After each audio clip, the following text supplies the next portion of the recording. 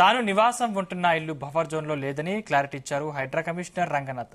మధురానగర్ లో ఉంటున్న ఇల్లు 4 దశాబ్దాల క్రితం తన తండ్రి సుబ్బయ్య నిర్మించారన్నారు. ప్రస్తుత కృష్ణకాంత్ పార్క్ గా ఉన్న స్థలంలో సుమారు 25 సంవత్సరాల క్రితం ఒక చెరువు ఉండేదన్నారు.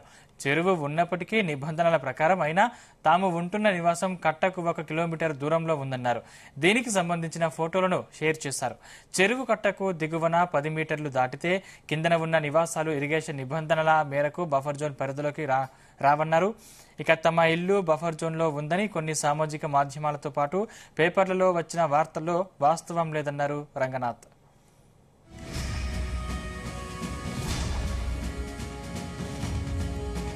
దానికి సంబంధించిన మరింత డీటెయిల్స్ మా క్రైమ్ బ్యూరో రవితేజ అందిస్తారు. రవితేజ, హైడ్రా ఏర్పాటు తర్వాత చెరువులు, నాలాలు, బఫర్ జోన్, లేక్ జోన్ పరిధిలో ఉన్నటువంటి ఈ అక్రమ భవనాలని హైడ్రా కూల్చివేసేటువంటి తర్వాత హైడ్రా కమిషనర్ రంగనాథ్ ఉంటున్నటువంటి ఇల్లు కూడా ఇది బఫర్ జోన్ లోకి వస్తుంది, ఇది కూడా ఇల్లీగల్ అంటూ కూడా కొంతమంది సోషల్ మీడియాలో ట్రోల్ చేయడము, కొన్ని పేపర్లో కథనాలు రావడము, సోషల్ మీడియాలో కూడా తీవ్ర వైరల్ గా రావడంతో ఈరోజు రంగనాథ్ దానిపైన స్పందిస్తూ ఒక ప్రకటన కూడా రిలీజ్ చేయడం జరిగింది. మధురానగర్ లో రంగనాథ్ నివాసం ఉంటున్నటువంటి ఇల్లు 4 దశాబ్దాల క్రితం తమ నాన్నగారు నిర్మించింది అన్నట్టుగా కూడా ఆ వివరాలను ఈ ప్రకటన ద్వారా తెలియజేయడం జరిగింది. కృష్ణకాంత్ పార్క్ దిగువన ఉన్నటువంటి వేలాది ఏళ్ల తర్వాత ఈ ఇల్లు ఉంది అంటూ కూడా దీన్ని క్లారిటీ ఇవ్వడం జరిగింది. తన నాన్నగారు నిర్మించిన ఈ ఇల్లు బఫర్ జోన్ లో ఉందని కొన్ని సామాజిక మాధ్యమాలతో పాటు పేపర్లో వచ్చినటువంటి వార్తలు అవాస్తవం అంటూ కూడా మరోసారి గుర్తు చేయడం జరిగింది. ఒకప్పటి పెద్ద చెరువునే 2.5 దశాబ్దాల క్రితం కృష్ణకాంత్ పార్క్ గా మార్చినటువంటి విషయం అందరికీ తెలిసినటువంటి విషయమే. అయినప్పటికీ చెరువు కట్టకు దిగువన 10 మీటర్లు దాటితే కింద ఉన్నటువంటి నివాసాలు ఇరిగేషన్ నిబంధనల మేరకు బఫర్ జోన్ పరిధిలోకి రావు అంటూ కూడా ఏదైతే తన పేరు మెన్షన్ చేసి వివిధ కథనాలు వివిధ సోషల్ మీడియాలో వస్తున్నటువంటి అంశం దానిపైన తన క్లారిటీ ఇవ్వడం జరిగింది.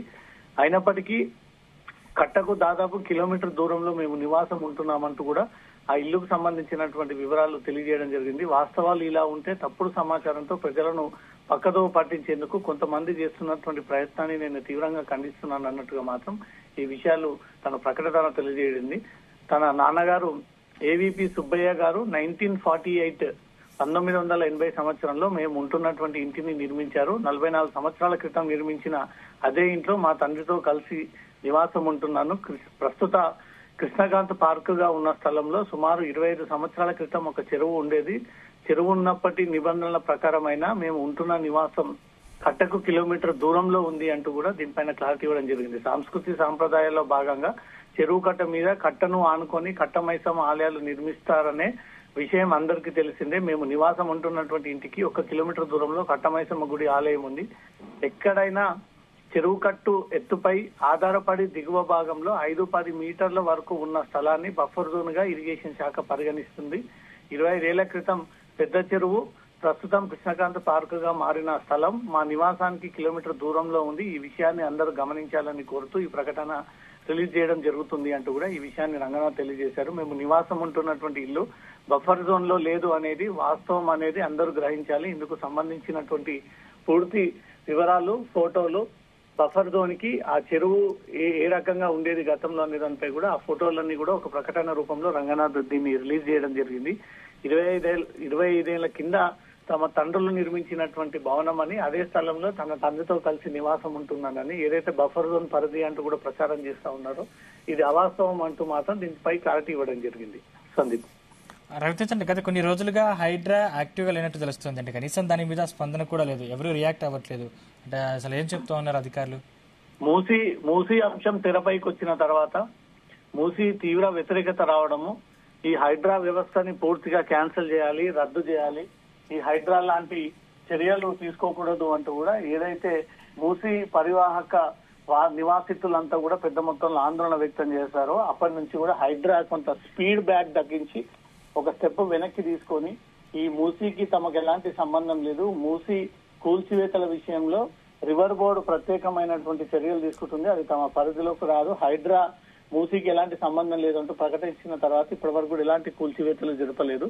చెరువుల అభివృద్ధి పునరుద్ధరణ పేరుతో వీళ్ళు వ్యవహరిస్తా ఉన్నారే తప్ప కానీ ఎక్కడ కూడా ఈ కూల్చివేతల ప్రక్రియ కొనసాగిస్తారనేది మాత్రం వీరు హైడ్రా ఇప్పటివరకు ఆ నిర్ణయం తీసుకోలేదు. కేవలం వీళ్ళు డెవలప్మెంట్ అక్రమానికి గురైనటువంటి వాటిని కాపాడే విషయంలోనే హైడ్రా ముందుకెళ్తుందే తప్ప కూల్చివేతల విషయంలో హైడ్రా ఒక స్టెప్ వెనక్కి తీసుకుంది. ప్రభుత్వంపై కూడా తీవ్ర విమర్శలు రావడము, ప్రభుత్వం కూడా చెడ్డ పేరు రావడంతో ఈ హైడ్రా చర్యలకు కొన్ని రోజుల పాటు బ్రేక్ వేస్తూ ఈ స్పీడ్ ని తగ్గిస్తూ వీళ్ళు హైదరాబాద్ లో ఉన్నటువంటి చెరువులని కాపాడుకునేటువంటి ప్రయత్నం చేస్తా ఉన్నారు.